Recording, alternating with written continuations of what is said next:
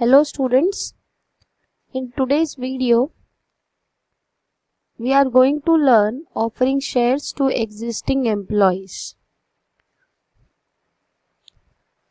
See, a company can raise funds by offering shares to its existing employees in 4 ways. First is employee stock option scheme, second one is ESPS, third SARS, and fourth is sweat equity shares. Today we will learn what is employee stock option scheme. Okay, तो ये 4 वे में existing employees को shares offer किया जाता है. वो 4 veg यहाँ पर दिया गया है. वन इज ESOS और दूसरा ESPS, third SARS, fourth sweat equity shares. Now see employee stock option scheme.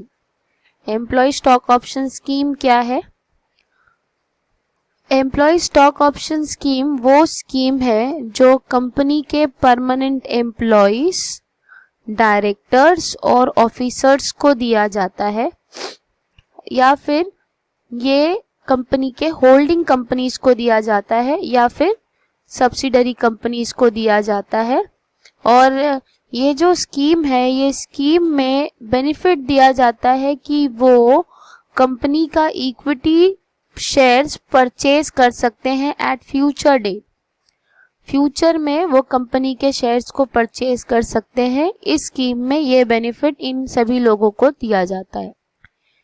Under this scheme जो कंपनी के परमानेंट एम्प्लॉयज होंगे, डायरेक्टर्स होंगे, ऑफिसर्स होंगे, या फिर कंपनी का कोई होल्डिंग कंपनी होगा या फिर सब्सिडरी कंपनी होगा, उनको एक राइट दिया जाता है, वो फ्यूचर डेट में कंपनी का इक्विटी शेयर परचेज कर सकते हैं. So this is all together known as employee stock option scheme. और ये जो बेनिफिट या फिर ये जो राइट दिया जाता है, ये राइट एम्प्लॉय, डायरेक्टर और ऑफिसर एक्सरसाइज कर सकते हैं फ्यूचर डेट में, लेकिन उसका जो प्राइस होगा वो पहले से ही डिसाइडेड होगा. लाइक सपोज इक्विटी शेयर का वैल्यू जब वो परचेज कर रहे होंगे तो 10 रुपीस होगा, तो इन्होंने कंपनी को प्रॉमिस किया होगा कि फ्यूचर डेट यानी कि 3 मंथ लेटर या फिर 4 मंथ लेटर या फिर 1 ईयर लेटर वो कंपनी को 10 रुपीस वाले शेयर का 15 रुपीस ऑफर करेंगे, या फिर 10 रुपीस वाले शेयर का वैल्यू वो 20 रुपीस देंगे. तो ये जो 10 रुपीस 15 रुपीस का प्राइस है, इट इज प्री डिटरमाइन. ये पहले से ही डिसाइड किया जाएगा कि शेयर का वैल्यू क्या होगा. ठीक है. सो एम्प्लॉय स्टॉक ऑप्शन स्कीम क्या है, क्लियर हो गया. एम्प्लॉय स्टॉक ऑप्शन स्कीम वो स्कीम है जो कंपनी के एम्प्लॉयज, डायरेक्टर्स, ऑफिसर्स या फिर होल्डिंग कंपनी या सब्सिडरी कंपनी को ऑफर किया जाता है कि वो कंपनी का इक्विटी शेयर फ्यूचर डेट में परचेज कर सकते हैं, और उसका जो प्राइस होगा वो पहले से ही डिसाइड किया होगा. Okay, next C ESOS encourages employees as they feel proud to be owners of the company for which they are working, and the company also benefits as it can retain good employees. तो यहाँ पर ये जो ESOS है, ये company के employees को encourage करने के लिए दिया जाता है कि वो कंपनी के ओनर है. इससे कंपनी अच्छे से फंक्शन भी करती है, कंपनी अच्छे से परफॉर्म कर सकती है. दूसरा बेनिफिट ये है कि जो अच्छे एम्प्लॉयज होंगे कंपनी उनको संभाल कर रख सकती है. तो ये 2 बेनिफिट के लिए कंपनी ESOS वाले शेयर्स मार्केट में इशू करती है. जो एग्जिस्टिंग मींस जो अभी भी कंपनी के एम्प्लॉयज है उनको ये राइट दिया जाता है, वो फ्यूचर डेट में कंपनी का इक्विटी शेयर परचेज कर सकते हैं जिसका प्राइस पहले से ही डिसाइड होगा.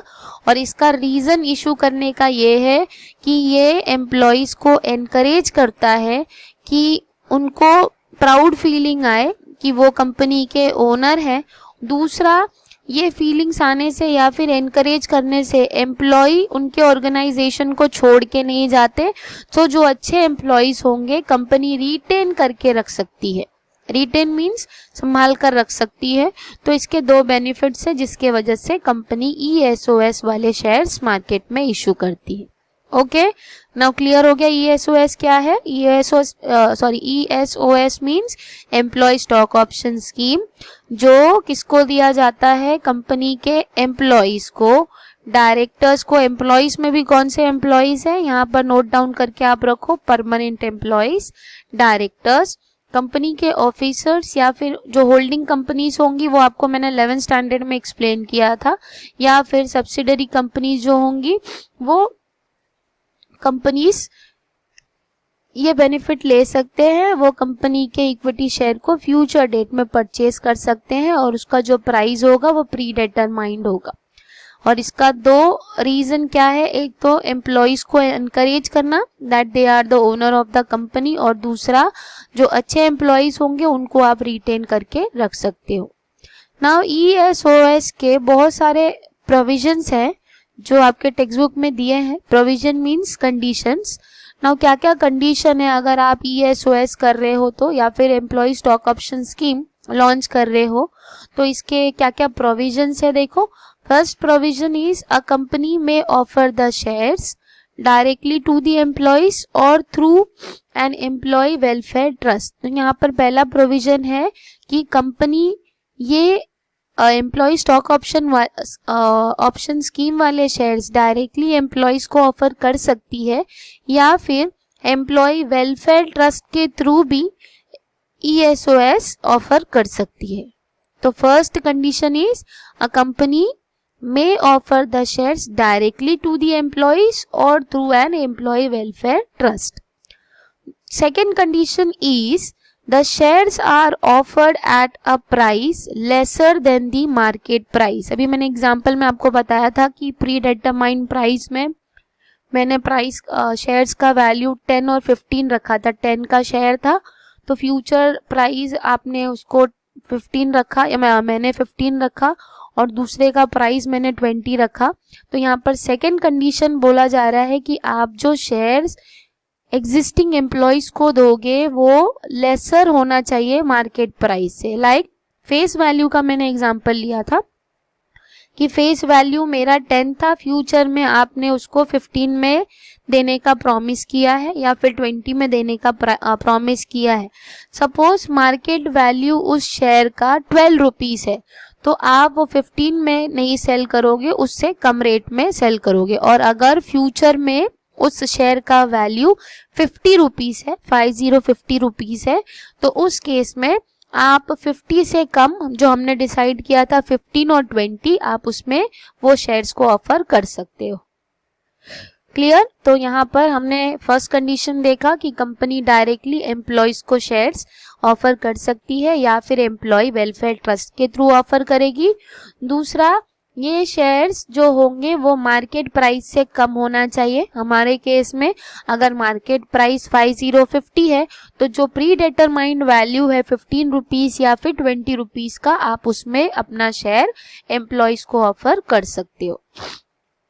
Third condition is there is a minimum vesting period of 1 year. जैसे कि मैंने आपको बताया था 3 मंथ का टाइम दिया जाता है, 6 मंथ का टाइम दिया जाता है। तो यहाँ पर आपका वेस्टिंग पीरियड है, मिनिमम वेस्टिंग पीरियड है of 1 year. Vesting period means यहाँ पर उसका मीनिंग दिया हुआ है period during which the employee uses his option to apply for shares that has been granted to him. तो ये पीरियड है जिसमें वो अपना राइट एक्सरसाइज कर सकता है, अपना जो ऑफर कंपनी ने उनको दिया है वो ऑफर एक्सरसाइज कर सकता है। तो यहाँ पर थर्ड कंडीशन है कि इसका minimum vesting period, wasting means वो पावर या फिर राइट एक्सरसाइज करने का जो पीरियड है वो मिनिमम 1 ईयर है। इससे कम से कम 1 साल के अंदर आपको इसको एक्सरसाइज करना है। Okay, so first condition, company directly employees को शेयर ऑफर कर सकती है या फिर एम्प्लॉय वेलफेयर ट्रस्ट के थ्रू ऑफर करेगी। दूसरा, शेयर्स जो ऑफर किया जाएगा वो मार्केट प्राइस से कम होना चाहिए। थर्ड, इसका मिनिमम राइट एक्सरसाइज करने का पीरियड है 1 year. Fourth condition is usually company will specify the lock in period, that is the period during which employee cannot sell his shares. Lock-in period is minimum 1 year between grant of option and vesting. तो यहाँ पर बोला है fourth condition में कि जो company होगी वो एक लॉक इन पीरियड डिसाइड करेगी। लॉक इन पीरियड मीन्स आपको लॉक कर दिया जाएगा, आप अपना शेयर किसी को भी सेल नहीं कर सकते, क्योंकि आपको ये एक गिफ्ट जैसा दिया गया है या आपको एक ग्रांट जैसा दिया गया है, आपको एक ऑफर जैसा दिया गया है। तो यहाँ पर आप अपना शेयर मार्केट में बेच नहीं सकते, और जो लॉक इन पीरियड है वो कंपनी पहले ही डिसाइड कर लेगी। फिर भी यहाँ पर टेक्स्ट बुक में दिया हुआ है कि जो कंपनी का लॉक इन पीरियड होगा वो कम से कम 1 साल का होगा।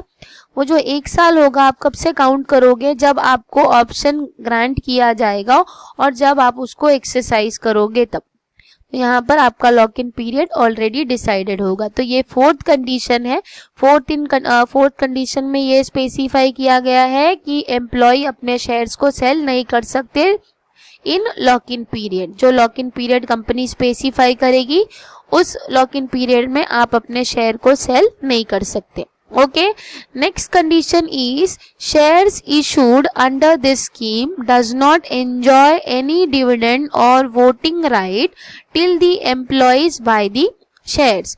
तो यहाँ पर एक और कंडीशन यह है कि कंपनी के जो शेयर होल्डर्स होंगे वो कंपनी का डिविडेंड एंजॉय नहीं कर सकते। कब तक नहीं कर सकते? जब तक वो अपने शेयर्स को परचेज नहीं कर लेते। तो यहाँ पर आपका नेक्स्ट कंडीशन है कि वो पर्सन जब तक अपना शेयर्स परचेज नहीं करेगा तब तक उनको कोई डिविडेंड या फिर उनको राइट टू वोट या फिर वोटिंग का कोई राइट नहीं है। क्लियर? तो next condition is till the employee buy the shares. Clear? So next condition, company has to get approval of shareholders through special resolution to issue ESOS. तो यहाँ पर अगर company employee stock option scheme के through shares को issue करने जा रही है तो यहाँ पर कंपनी को अप्रूवल लेना होगा शेयर होल्डर्स से through special resolution. Special resolution मतलब मोर देन और 75% लोग एग्री करने चाहिए कि company employee stock option scheme के थ्रू शेयर इशू कर सकती है। अगर शेयर होल्डर्स अप्रूवल देंगे तो ही कंपनी ESOS करेगी, और अगर शेयर होल्डर्स ने अप्रूवल नहीं दिया तो कंपनी ESOS नहीं कर सकती, because shareholders are the real owner of the company. Without shareholders approval a company cannot issue ESOS. So to issue ESOS, a company has to get the approval of shareholders. Clear? तो यहाँ पर company जब ESOS करना चाहेगी तो उनको share holders का permission लेना होगा और वो परमिशन थ्रू स्पेशल रेजोल्यूशन ले सकती है। Okay, so this next condition is employee cannot transfer shares or cannot transfer his option to any other person, nor can he pledge or mortgage the share issued under ESOS. तो ये जो employees को right या फिर option दिया जाता है shares का, वो ऑप्शन एम्प्लॉय या फिर वो शेयर्स एम्प्लॉय किसी को भी प्लेज के थ्रू या फिर मॉर्गेज के थ्रू नहीं दे सकती। यानी कि जैसे आपने उसको गिरवी रखना चाहा या फिर आप सोचते हो कि इसके ऊपर लोन ले लो, तो ऐसा कोई पॉसिबिलिटी नहीं है। आपको ये एक्सरसाइज खुद ही ये राइट खुद ही एक्सरसाइज करना है। ये आप इसको प्लेज के थ्रू या फिर आपके शेयर्स को मॉर्गेज नहीं कर सकते। Next is a company has to set up a compensation committee to administer ESOS. Company has to fulfill the provision of SEBI and Regulation 2014 Act. तो यहाँ पर अगर आप ESOS कर रहे हो तो कंपनी को कॉम्पनसेशन कमिटी अपॉइंट करना होगा जो ESOS से रिलेटेड सारे फंक्शन परफॉर्म करेगी। So these are all conditions related to ESOS. ये प्रोविजंस है, ये कंडीशंस है जो ESOS से अटैच है। ESOS क्या है आपको क्लियर हो गया होगा। मींस ये एक ऑप्शन है जो कंपनी के परमानेंट एम्प्लॉइज, डायरेक्टर्स और ऑफिसर्स या फिर होल्डिंग कंपनी या फिर सब्सिडरी कंपनी को दिया जाता है। वो कंपनी का इक्विटी शेयर फ्यूचर डेट में परचेज